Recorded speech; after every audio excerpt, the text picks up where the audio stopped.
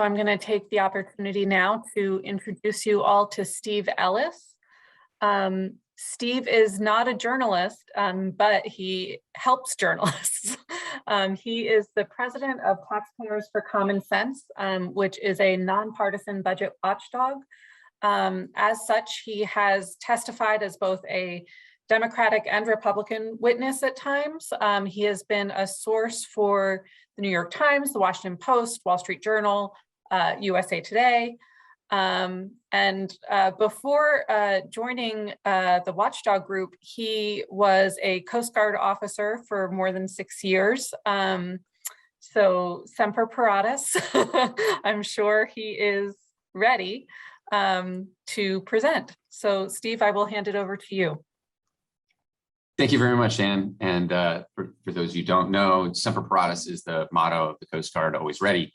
Hence that. Now, whether I'm ready or not for this, I don't know. I'm definitely not a Zoom pro. We use Teams mostly. But yes, I was an officer in the Coast Guard for 6 years and then started working for nonprofits and have been at Taxpayers for Common Sense for more than 20 years. I started here in 1999. And just a little bit more about Taxpayers for Common Sense. We're, as Anne indicated, national nonpartisan budget watchdog. We were started in 1995. We've often go after issues where it's the nexus of waste and harm. We're for a responsible federal government that operates within its means, which is clearly something that has not been happening for quite some time. I'm not a huge fan of slideshows, but so that there is something to look at other than me for this hour, I figured I would go ahead and do one. So I will go ahead and share my screen. As Anne indicated, working with journalists is a key part of our strategy at Taxpayers for Common Sense to conduct our oversight and accountability missions. We see that as a way to achieve our goals and to stretch our message both to the public and to policymakers working with journalists. We rely on the media to get our word out, influence the public and policymakers. Sometimes we work as a tag team, where we do some work and journalists do some work. Sometimes we're a source. Sometimes we bring ideas and information to light, and sometimes journalists come to us for comment and for insight. So as I indicated that we are, 1995, so 27 years old. I took over as president of the organization after being vice president for a long time in 2020. We work, and as Anne also indicated, I've served as a Republican witness, a Democratic witness, majority minority. We are very nonpartisan. There's plenty to criticize or to work with on both sides of the aisle. Everything we do comes back to the dollars. And so we're fiscally oriented, looking at the federal budget, work on a wide range of issues, mostly on the discretionary side of the ledger. So not the major entitlement programs or regulatory issues, but, national security spending, agriculture, energy and natural resources, transportation, disaster spending, obviously pandemic spending in the last couple of years. We have scrupulously maintained our credibility. We like to basically put out objective information and then have our subjective opinions attached to that, so that hopefully, although it's getting harder in this day and age, that we can agree on similar facts and then on the same facts and then draw our conclusions. So we love data and we love telling the story of data. And kind of our basic underlying premise is that no matter where you are in the political spectrum, nobody wants to see their money wasted. Anne asked me to talk about some of the way that we do our analysis here at Taxpayers for Common Sense. And you all as journalists, I'm sure know this very well. It's not about what's in the press release. It's not about what's in the statement. You have to actually read the source material. And so it's sad for me, but we're one of the few organizations I think that really does read the bill. You actually read the legislative text, you understand where this is coming from. But then we also use other nonpartisan sources of information. I think some of these are going to be talking to you later this week, like the Government Accountability Office. So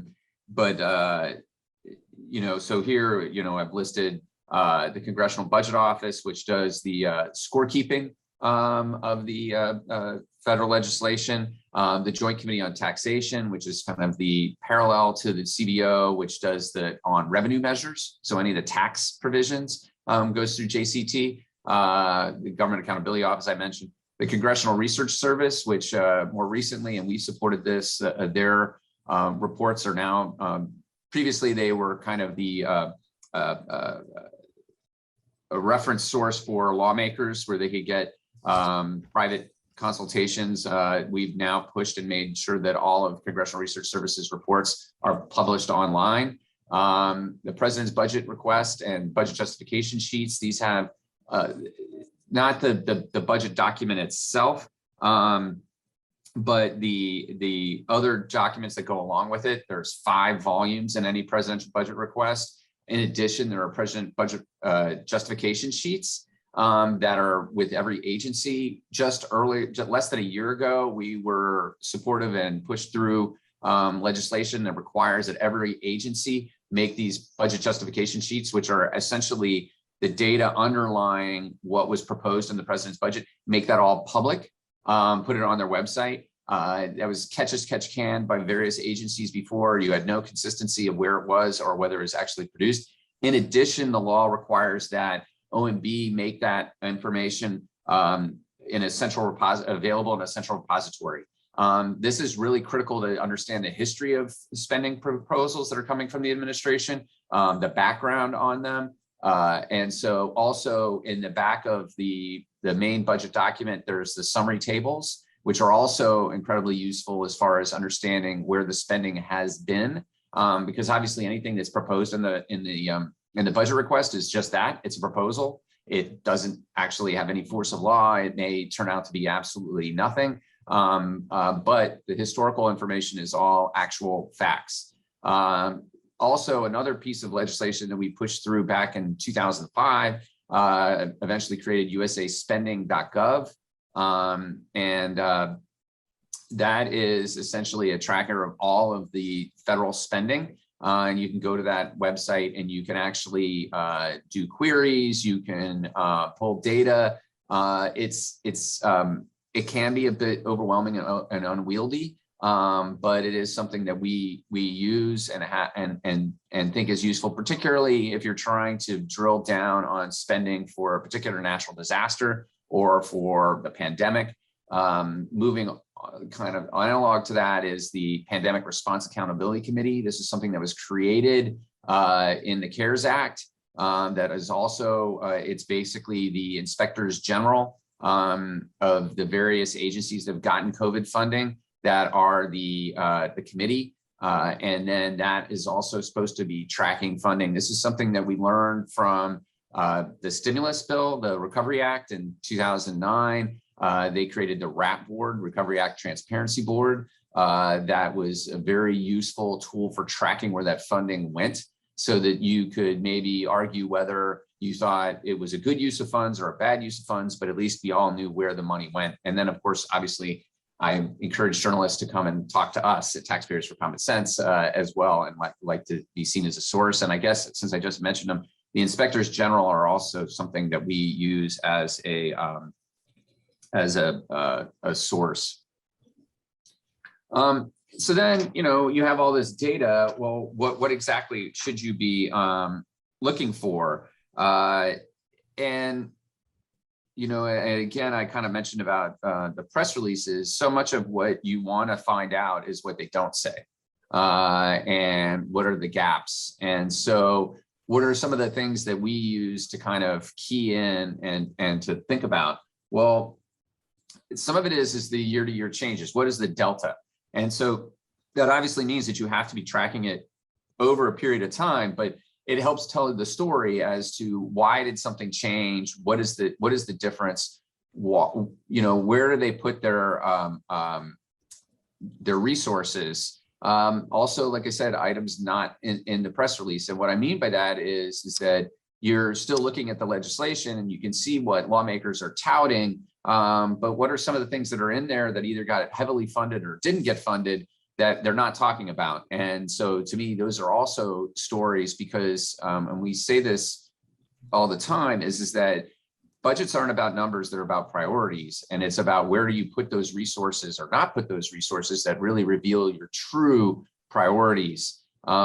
Also, sometimes you'll find things that are sort of generic in legislation that doesn't, that or refers to another piece of legislation. And so sometimes you have to pull the thread, and I have a bit of an anecdote on that I'll get to understand better what the money is and why they're trying to obfuscate where the investments are. Oddities, things that sometimes seem to look out of place. And those are also things. And then there is a point for press releases. You know, I think that they can also help tell the tale. And also one of the things that we saw was that, you know, lawmaker in the earmark era, the heavy earmark era in the 2000s, we eventually saw lawmakers like, say, Senator Patty Murray from Washington State. She didn't put out national press releases on all her earmarks. She just put them out to the local press because she was tired of getting, you know, attention from, you know, the New York Times or from the Washington Post or AP that wasn't Washington related. So she wanted to just preach to the choir, if you would, and tell her constituents what she got, but not tell the country. Whereas this is not Washington state taxpayer dollars, this is federal taxpayer dollars. Also, in the earmark era too, we also did work with Open Secrets, Center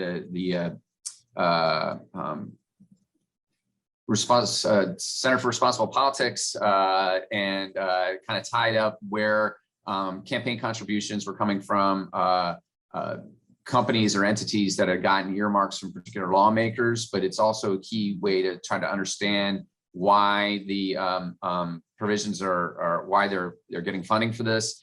And then assistance from outside or outside to entities that are outside of their district. And we found this with several lawmakers as well in the earmark era. And on campaign contributions, I mean, the one thing I think that we've realized is that lawmakers can be quite a cheap date as far as what it takes to elicit some favors and funding. And, you know, I mentioned on the oddities, I remember now there was one provision that we saw, for instance, in the National Defense Authorization Act, which is the policy bill for the Pentagon, not the spending bill, but the policy bill. And it directed the Pentagon to look into lightweight articulated ladders as something to research as to use. And I think it was even a little bit more technical than that, which seemed like a very odd sort of thing. So you just Googled lightweight articulated ladders, and sure enough, it was a company that was based in the district of one of the senior members on the Armed Services Committee.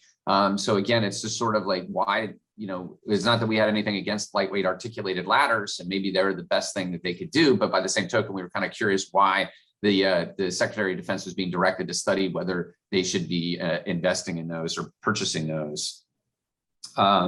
So I wanted to give a few examples of, and some of these are they're old, but they're ones that I was personally involved with, and they're some of my favorites. So kind of going to this generic reference item. So the first quote there was from a spending bill, an emergency spending bill in the mid 2000s that it just generically referred to another provision and to do it at full federal expense in another law. Well, so it kind of caught our attention. And so we looked up what is 10653, and that turned out to be the Water Resources Development Act, which is the authorization bill for the Army Corps of Engineers that build civil works projects around the country. And it was, in particular, it was a dredging project on the Dog River in Alabama. And so you can see the second quote is actually Section 518 of the WRDA, that's what they call the Water Resource Development Act. So we partnered with Sean Riley at the Mobile Register, and to look into this. The chairman of the Energy and Water Appropriations Subcommittee at that time, which was the committee responsible for this provision, was Sonny Callahan, who happens to represent Mobile, Alabama. And not only that, we find out that lo and behold, not only did Congressman Callahan have a house that's backyard ended with a pier into the Dog River, but that also that when Sean FOIA'd the Mobile District of the Army Corps of Engineers, in their whole project memo about it, they had a map that literally said the dot on this map represents Representative Callahan's house in relation to the project, and said that this was a personal interest of Congressman Callahan. And so that was an area where we flagged something. We went, we pulled the string. We then went and worked with a local journalist who pulled the string further. And, basically, I can't say it's completely the reason, but he actually, Congressman Callahan retired that Congress rather than seeking re-election. And so anyway, it was something where I think it was a good instance of where we worked together with the journalists, both contributing. This is also from the mid 2000s. I was talking about assets and campaign contributions. So moving into another area, we'd heard rumblings that Congressman Charlie Taylor from Western North Carolina had a penchant for earmarking transportation dollars, getting transportation dollars for projects close to where he owned real estate. And so we partnered with late John Wilkie of the Wall Street Journal and sent a staffer down to that district with a GPS unit. This was like mid 2000s, so it wasn't as easy as your phone, but to actually map out his properties, go through property records at the city hall down there, and to understand better through the land records, and documented that that indeed these road improvements were in front of the bank that he owned, near a property that was undeveloped property that he had, in several instances. I think it was about a dozen instances, and we were able to document that and chart that all out and lay that out. He did threaten to sue the Wall Street Journal and TCS, but and I have a funny anecdote about this if we have enough time that I can share. But anyway, he didn't get reelected. Anyway, in that year, I was shocked. As you can see, this article ran on October 11th, 2006. It was actually the first of 2 articles. So it was very close to the election, but nevertheless, it was another instance of where we partnered with journalists to get the word out. And obviously I kind of picked a regional paper like the Mobile Register, and obviously a national paper like the Wall Street Journal. We work with journalists from large and small outlets. It doesn't really matter. We want to make sure that we are holding people accountable and that we're getting our information out. So, and this just kind of shows a little bit about the breadth of what we do as TCS. We work across a broad range of issues, and just to be clear, even though the 2 examples that I just gave are both Republicans, that I could have gone into former congressmen that are Democrats, like Representative Alan Mollahan from West Virginia, Godlasky from Indiana, or the late Jack Murtha, to name a few Democrats. So I just wanted to make sure, just again, keeping our nonpartisan cred. And then lastly, I just wanted to share as something that is, because we are a budget watchdog, and I think it's important to tell stories, but I just wanted to give you a snapshot of where we are fiscally. And so as you can see that in fiscal year 2021, that we had a deficit of 2.8 trillion, which I noted it's the second largest since 1945 as a percentage of GDP. The largest as a percentage of GDP was fiscal year 2020. So that just gives you some perspective. And then just the fact that, you know, our debt, we're very rapidly approaching $30 trillion. Now you could put this as a kind of a knock on me as a budget watchdog, but I know that when I started at Taxpayers in 1999, the debt was a little over 5 trillion. Now, obviously, you know, you have to measure that as a percentage of GDP. But anyway, I just wanted to flag that. The outlays, you know, you're looking at $6.8 trillion, which is about 50% greater than we had done before the pandemic. You know, you had about a $4 trillion budget, which of course, then when you look at it with the revenues that we got in 2021, would have had a balanced budget. But that obviously is somewhat fueled by the spending. And then I always like to talk about a trillion, because a trillion is something that is really, really, really hard to get your head around. Most of us are not going to see a trillion anything in our lifetimes. And so, you know, it's a trillion is 1,000 billions. It's a million millions. But the way that I think it's the best illustrated is that if the government gave you $1 every second, after a year, you would have about $31.5 million. At that pace, still $1 a second, it would take you more than 31,000 years to get to $1 trillion. So it's just a way of kind of looking at that. And I also, you know, as a budget watchdog, similar to journalists, you know, you have to get creative and use imagery to tell a story. But I wanted to share that. Now, with that, as I said before, I'm not a huge fan of PowerPoint, so I want to stop and take any questions that you might have, or fill in anything that you have questions about. So with that, I will turn it back to you and to moderate, and hopefully you all got something out of that presentation. Thank you. Thanks very much, Steve. There's definitely a lot there. I know that a number of our fellows in their applications expressed interest in campaign contributions, tracking federal dollars and how they're being spent locally. So I'm sure we'll get some good questions here. I was just going to kick off though. Actually, Dana, I'll let you go first. Go ahead. Appreciate it. Thank you, Steve. This was actually a presentation that I was looking forward to.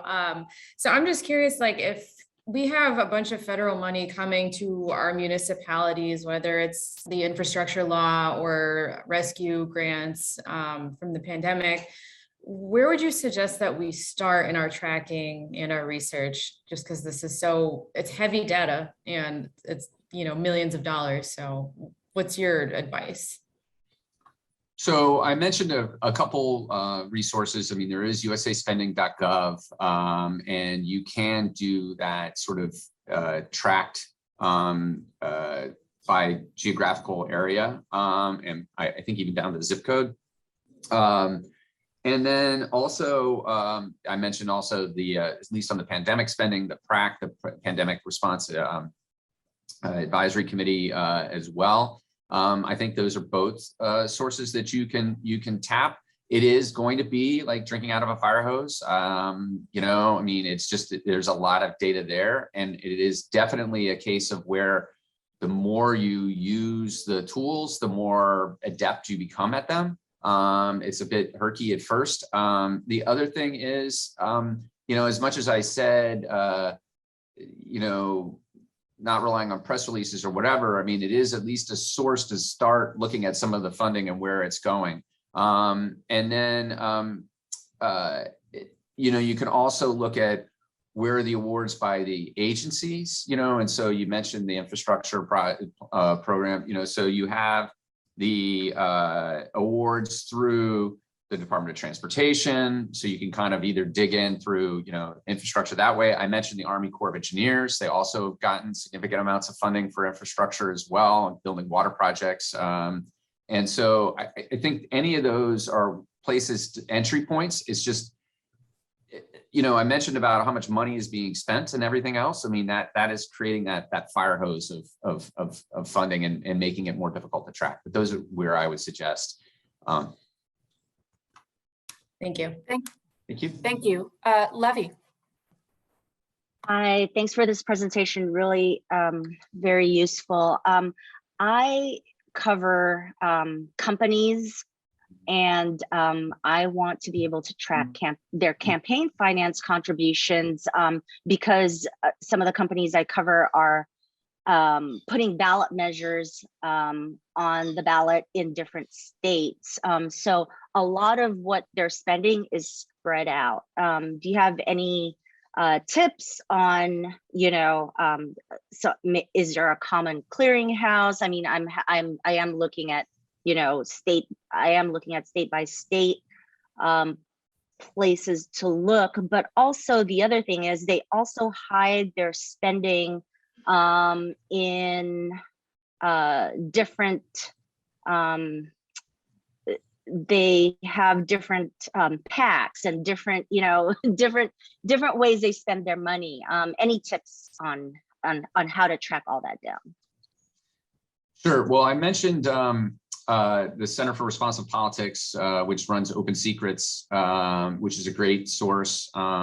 But you can also go directly to the FEC data as well. I mean, basically, Open Secrets is just almost like a more usable faceplate, but sometimes it's helpful to go underneath and look at the data. I would encourage to look at not just the company names or the PACs, but also the principals at the companies as well, and their individual campaign contributions, and the board or whatever. Those are also helpful. And then I think CRP, the Center for Responsive Politics, has also tried to track like leadership PACs as well. I mean, one of the things that has been difficult is that they all like to come up with their own clever names for the PACs, and so then you have to kind of figure out who's behind it, and that can be tricky. But really, I think that the FEC data and the and Open Secrets are the best source for campaign contributions. Certainly, what we rely on. Thank you for being here today, Stephen.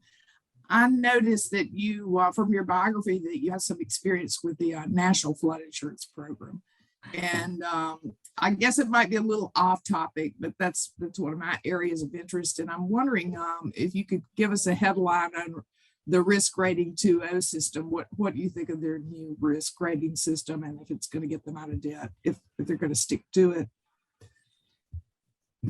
We're fans. I think that it makes sense. Unfortunately, I am extremely familiar with the National Flood Insurance Program and have testified on it many times. I think that actually charging rates commensurate with risk makes a lot of sense. There's a lot of cross subsidies in the program that subsidize very wealthy individuals at the expense of lower risk, lower income individuals. That's been documented by the Government Accountability Office. So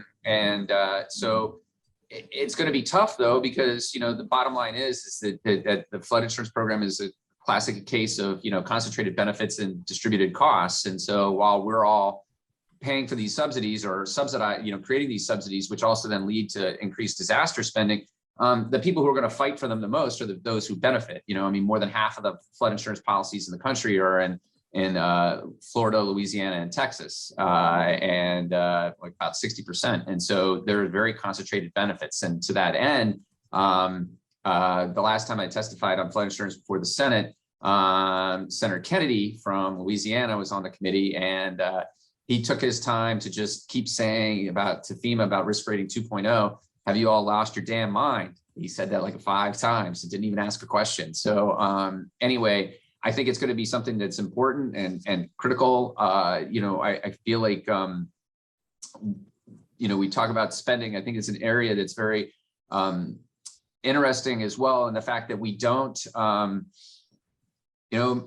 Americans, we're very quick to, we see a disaster, we want to help, and we send that cash out. And a lot of times there aren't, in my opinion, enough strings attached to that cash that we want to make sure that these dollars pre-spawn, that's my own term, pre-spawn to future disasters, and that actually make us more resilient and less vulnerable to those future disasters. And so it's something where, whereas emergency dollars are pretty much always off budget, so it's very easy cash, dollars before the disaster that are actually trying to make you be more resilient, whether it's from wildfire or hurricane or flooding or tornado, those are all on budget. Those got to compete with everything else in the budget. And so those dollars are a lot harder to come by. And so you're talking about millions in the initial dollars and billions in the response dollars that too often don't go where they should go. And then not only that, there's often this fog of disaster, as I would say, that where we don't really know exactly what needs to be spent. We hemorrhage a huge amount of cash. And then, you know, you have 12 years after Katrina, for instance, there were dollars that had been appropriated that still hadn't been spent because they weren't written the right way. And so you want to kind of meet out those dollars over time. I know I'm kind of getting a little further afield from your initial question, but it's an area very of significant interest to me. And then lastly, I'll put it out is that, so for instance, in Superstorm Sandy, you had $15 billion go to community development block grants, disaster recovery. In that same fiscal year, in the regular budget, CDBG got $3 billion. So for the whole country, it got $3 billion in fiscal year 12. And then for Superstorm Sandy, it got $16 billion, $5 billion for the state of New York, $5 billion for the state of New Jersey, $5 billion for the city of New York. And so you had a huge influx of cash to agencies that were not used to dealing with that amount of money. And inevitably you're going to have waste. And that's not even a criticism. It's just a fact. Allie? Hey, thanks for the presentation. I had a question, you know, as has been mentioned, a ton of infrastructure money and, you know, COVID relief money is coming to states and cities. Do the states and cities have to file any kind of reports with the federal government or provide any like updates on accounting or how they're spending the money that we could get through, you know, federal FOIAs or any kind of regular updates on what they're spending on or how? It really depends on the program, Allie, and so and how the legislation is written. And so different programs and entities have different requirements that trigger the release of funding. Certainly, if they're going through existing programs, so a lot of times when they do these large infusions of cash, they don't set up a new system like, you know, like the PPP was, but they would just funnel it through the existing mechanisms. And so they should be going through the same sort of award procedures that you would see, or even formulas that you would see through transportation, or I mentioned the Corps or FAA and in those various areas. And so you should be able to get that information. And there are certainly triggers and tracking mechanisms for those as well. Not as good as I would like, but they do exist, yes. Jacob. Hey, Steve, thanks for doing this. You mentioned sort of on budget versus off budget spending, and I'm wondering if you can explain that difference and sort of if we should differentiate it, you know, should we sort of think about those in different categories, or is it all sort of federal spending? Well, at the end of the day, at least as far as the Treasury is concerned, it's all federal spending. I mean, it's all dollars that are, you know, going in on the ledger. So it depends a little bit on the era. So for instance, you know, you had they had the budget caps. You know, we had 10 years of budget caps under the Budget Control Act of 2011. And that really created interesting dynamics as far as looking at things, because essentially, while everybody talked about sequester and how it's stupid and essentially what it did was it created a top level line of spending for both defense and non-defense discretionary spending. So not the mandatory side of the ledger, the 1/3 of the budget that's the discretionary side of the ledger. So basically everything that you really think of when you think about spending. And so the that meant that there was a lot of interest in trying to evade the caps, both to lift the caps. And so, for instance, on the Pentagon, they used they had a slush fund, the overseas contingency account, that often went for projects that were not overseas or contingencies, that they were able to evade the caps. So in that respect, it was like kind of this extra money that the Pentagon was able to get. I think it's worth differentiating in the fact that there is competition within the budget process for those dollars. The dollars that are spent on this program aren't available to be spent on the other program, and so there is that competition.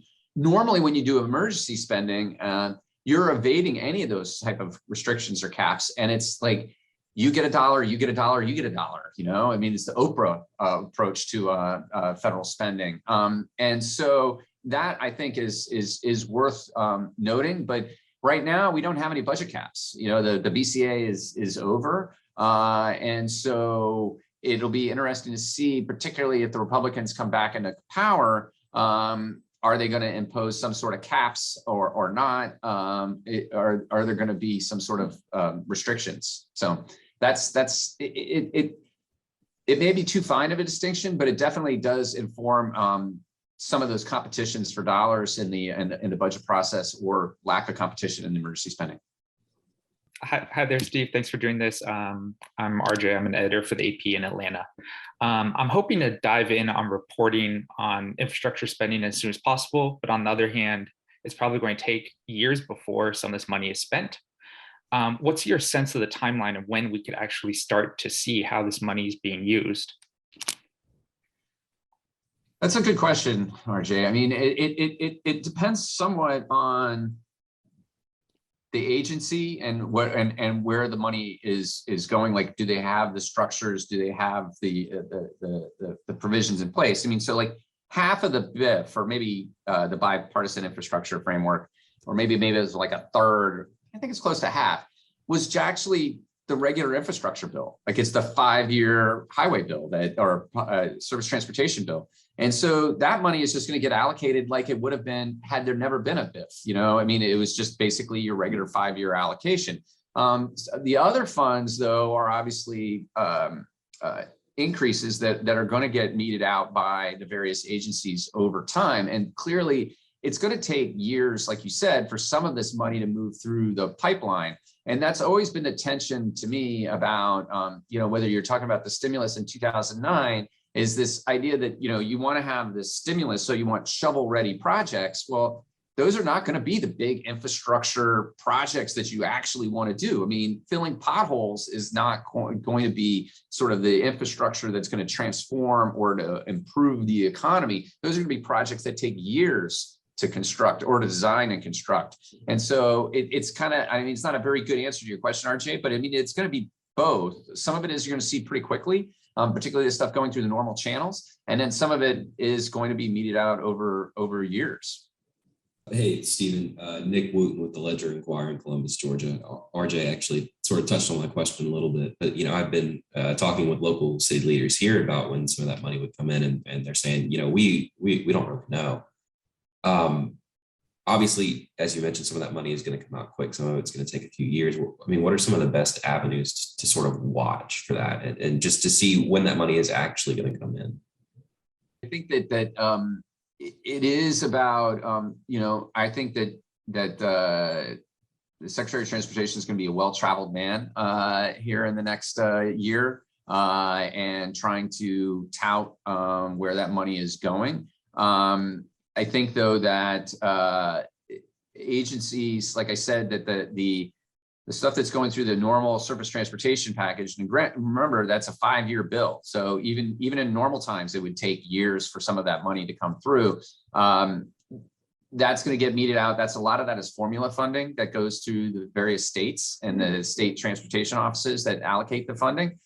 So it is kind of dealing with, in Georgia, with the state transportation office and figuring out how that money is being allocated.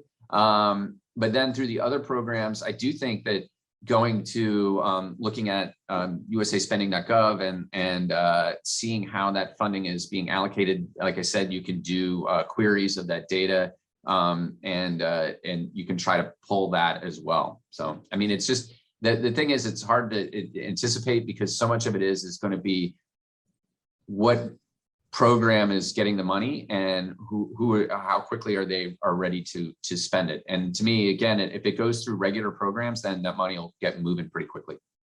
Hi, thanks again so much. I'm Gabriel. I'm from CNBC.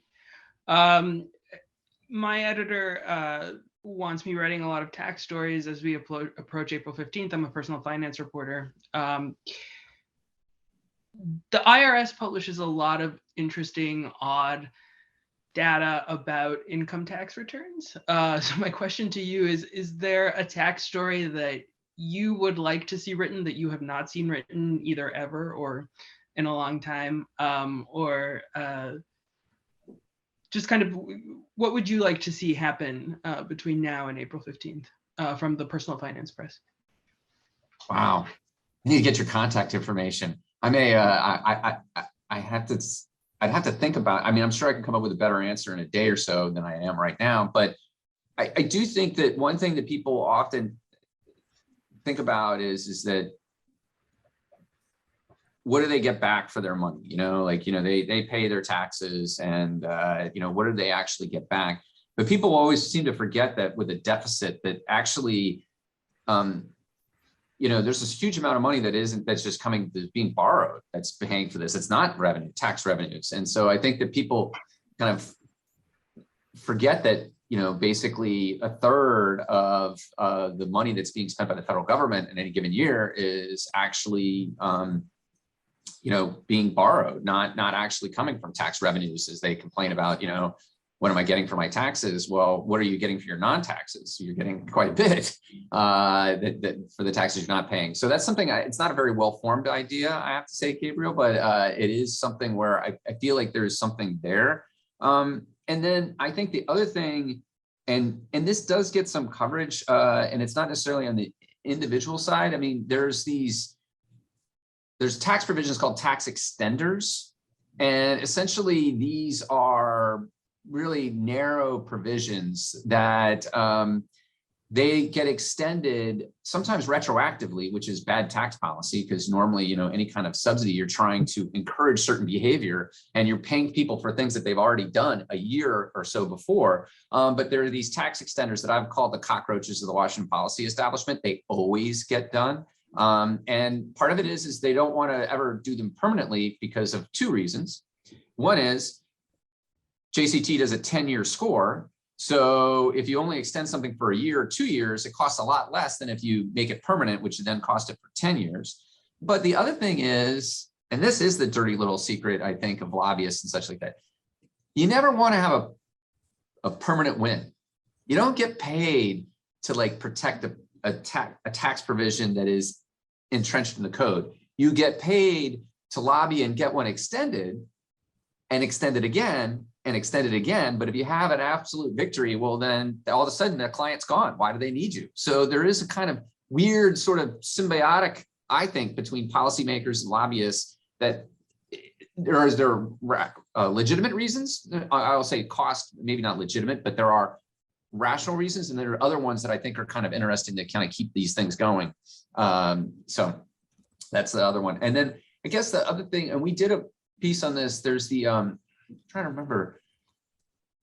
So, well, actually, this is going to take too much time. We can talk separately on the rum excise tax cover over, but anyway, it's, I think there are certain provisions that it's federal tax policy, but yet it benefits one particular state against another state, or in this case, one territory versus another territory. And so it's also another interesting provision. So we can follow up on that. We'll get you guys connected. Joe.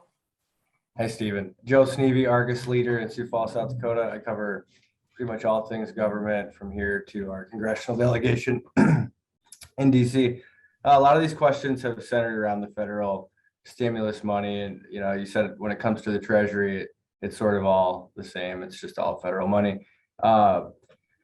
We've heard a lot here among officials that they're waiting for guidance or whatnot from Treasury. And if they spend these dollars in certain ways, there's a chance that the federal government could come back and ask for it back if they use it for purposes not sort of under the scope of what they're intended for. The Treasury's rules is, who actually does that auditing from the federal government to dollars sent to the state? Does that happen at all? And I guess where would those reports or whatnot be housed? And so congratulations, I see that Senator Thune is running for re-election. My other little South Dakota tidbit is one of my best friends from the Coast Guard retired and moved back to Rapid City, South Dakota. So obviously not Sioux Falls, but anyway, but in the same state. But anyway, so who typically does some of the auditing, although it's catch as catch can, and it really depends on who is in the office, is the Inspector General of the agencies, you know, and every agency has an IG. And I didn't have them on my list, but they are a very valuable source. But again, it's very much individually driven. So for instance, the guy who's the head of the RAP board was the former the Recovery Act Transparency Board was Earl Devaney, who was former IG at Department of Interior. And he was a very aggressive Inspector General. But there are other ones, like more recently, another one at Interior was kind of didn't do much, you know. So it's a very much personality driven office, I think. And so, but I think that the IGs are one of the ones that's going to be looking into whether the dollars are spent wisely. So for instance, the DHS IG, after every disaster, they're looking at how did FEMA spend their money and trying to document that. I get regular reports from them on that information. So that's one source that I would point out to. But I also think that having been around, there are very precious few times that the federal government has ever clawed back funding.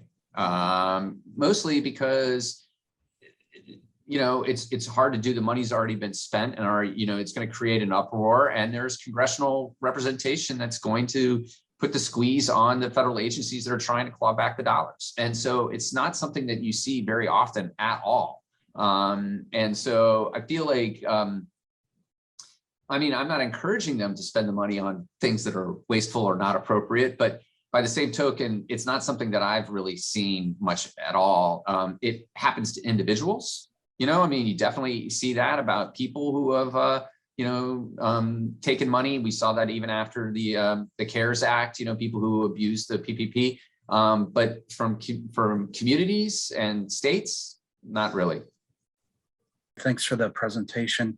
It seems like the level of concern about the size of the debt and deficit spending is kind of cyclical, and I'm not sure that cycle is always related to the size of the debt or the GDP or the relation between the two. And you mentioned your group tries to put out objective information and then attach subjective pieces to it, but you know, there's a lot of difference of opinion on the value or lack of value of deficit spending. We have, you know, very well-respected economists saying this is not a concern, go ahead. What I'm wondering is, what's empirical on this? What are we able to say objectively about deficit spending or debt in relation to, you know, what's going on right now? Well, one thing you can be sure of is that that Republican, when you have and this has just been shown, when you have a Democrat in the White House, Republicans become much more fiscally conservative than when you have a Republican in the White House. You know, I mean, it is, you know, you had this suspension of the debt, like, you know, so the last debt ceiling, not the most recent one, but the debt ceiling increase that was done in 2019 was basically where you suspend the debt ceiling until a certain date. And then whatever the debt is at that date becomes a new debt ceiling. So they didn't increase it by X trillion. They just said, okay, we're going to ignore it until this date. In those 2 years, $6 trillion of debt was added on. You know, but then when you had Senator McConnell, Majority Leader McConnell, like, you know, we've agreed to just a couple trillion, you know, in this interim, you know, that to be done. And so essentially what I'm saying here is one, you're very astute that these calls for fiscal responsibility are not necessarily related to the fiscal situation. It is a political decision, and it can be a convenient political decision when you're not the people who are in power. The Democrats generally don't care that much about the fiscal situation. So it's the Republicans are situationally concerned. The Democrats are generally not that concerned. There are exceptions, don't get me wrong, but and so it is often a political football on how to be used as a cudgel against whatever spending program. And all of a sudden, if you don't like what they're doing, well, then it costs too much and we can't afford it. And so from our perspective, we've always been concerned about the debt and deficit. Doesn't mean, obviously, we've proven that you can run a deficit. I mean, except for a couple of years there in 1999 and 2000, we've been running deficits, for more than a century. It's just all becomes a case of what's the size and the scope of the deficit. And, that's why you measure it as a percentage of GDP. And so you look at post-World War II, obviously we had an existential crisis as a nation. We were in World War II. We're going to spend a huge amount of money as percentage of GDP. But are you in that same situation right now? And should you be doing that? And that's a real question. I mean, the part of it is that, and these are getting into the macroeconomic sort of things. Yeah, I mean, obviously it's really cheap to borrow right now for the federal government. And so that's the time you should be spending. I mean, it's just like buying a house, when interest rates are really low, well, that's the time to refinance or it's buy a house. If they're really high, well, then you got to look at what's the cost of doing that. We benefit as a country because we are the reserve currency of choice. I mean, oil is denominated in dollars. This everybody wants to buy our debt. If that changes just a little bit, well, then the interest on that debt is going to go up dramatically. By the end of this decade, we're going to be spending as much in interest on the national debt, and this is CBO numbers, not TCS numbers. We're going to be spending as much in interest on the national debt as we spend on the Pentagon, on national security. And that's where I get that concern as you start getting to $1 trillion on interest payments. I mean, that's just money that we're throwing out there. And so that's another legitimate concern. But yes, you should always look at why somebody is concerned about the debt or the deficit. Are they doing it for political reasons or are they legitimately concerned? And I would argue that most politicians, it's kind of, I don't like the other guy's proposal. And that's why I'm concerned about it. Back to the read the bill. Part of it. Obviously, some are very lengthy and dense. Do you have any tricks or tips for how you go through bills, perhaps more efficiently, what you focus on, what you spend your time on? Sure. So reading legislation is something that, like a lot of things, it becomes easier to do the more you do it, because there is a sort of rhythm, and certainly, they even have offices in Congress called legislative council that are nonpartisan that write legislation so that it matches with other legislation. It's not even the individual offices or even the committees. It's these leg council that do a lot of this. But some of it is about, looking at what was done, especially if it's like the annual appropriations bills. You kind of look at what was there before, what are, again, like some of the deltas or the changes. There's also on these spending bills, there are the tables, and you can cross-reference the tables from year to year. So I think all of those are helpful. And then, I mean, there is generally a report that goes along with the legislation, a conference report that is a little bit more layman's terms about what is in the legislation. But again, you have to go back to looking at the actual legislation to make sure the conference report isn't quite misleading, or that sometimes they don't even talk about certain things. I mean, definitely what Congress has learned is that information is power. And so, there's a reason why, I talked about how we've forced them to do Usaspending.gov or to put the budget justification sheets, make those public, because they try to hoard that information. And so sometimes even in the conference report, it'll reference the House report that went with the legislation, or the Senate report, or in the conference report. It can be very tricky to follow it through. So it is basically about the more you do it, the better you're going to get at it. And then having somebody else look over your shoulder if possible. It's not, there is no real easy way. And some of it is that, like you said, you're looking at hundreds of pages, 1,000 pages of legislation. So some of it is picking where the areas that you have the experience and the interest, and then going back to those from year to year to see where things are. And last thing for me, I'm hoping that you made available my email, but it's just steve@taxpayer.net. I'd be happy to talk to any of you about any of this more and subsequently. And then obviously we're at taxpayer.net. One last small thing. I noticed a book back there with an eagle chained to money, I think. So here's the, yeah, it is. It says America's Fiscal Constitution. Here's the thing, and working for a nonprofit is like, people just send us books. You know, I mean, I haven't bought, I think I did buy this, but this is probably back in college. It's like the Congressional Dictionary. But every other book here is all been, somebody's just mailed it to us. And so, you know, it didn't really matter in the pre-Zoom era, you know, there wasn't like, rate your room or whatever. But so these are just books that people have sent us. Is there a book that you would recommend to journalists to understand this subject better? One that you like? That's a good question. Well, one book I read during the pandemic, I finally read Power Broker by Robert Caro. And the one thing I thought was funny in that was that he really took it to the New York Times. Like he slammed them every chance. And it wasn't until I read his bio and I saw that he was a Newsday reporter, you know, so Long Island, that was why he was doing that. So I thought that was pretty funny. But as far as understanding, oh gosh, there's one right. Oh, still Showdown at Gucci Gulch is a fabulous book. And that's all about the 1986 tax reform. And Alan Murray and oh my gosh, I can't remember the other guys. There were two Wall Street Journal reporters that were covering the 1986 tax reform.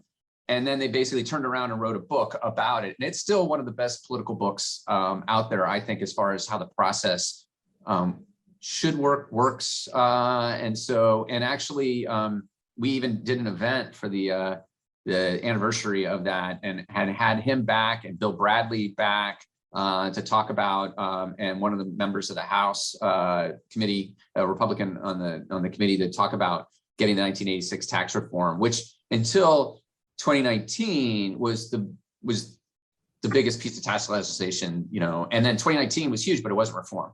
You know, we were promised tax reform and instead we got a huge deficit finance tax cut. But that's still a fabulous book. A really easy read that I recommend that. Great. Well, thank you for the book recommendations and even more for the information on how to navigate all of this. I just wanted to give Stephen a hand. So thank you for joining us even virtually. And yeah. Well, thank you. And thank you for all the work that you all do. You know, certainly I have a huge amount of respect for journalists. And I tell everybody to subscribe to their local paper. I do. I have several subscriptions. So anyway, I'm a big fan of journalists. And if I could write better, maybe I would have been one. But thank you. We do really appreciate that. Absolutely. Take care.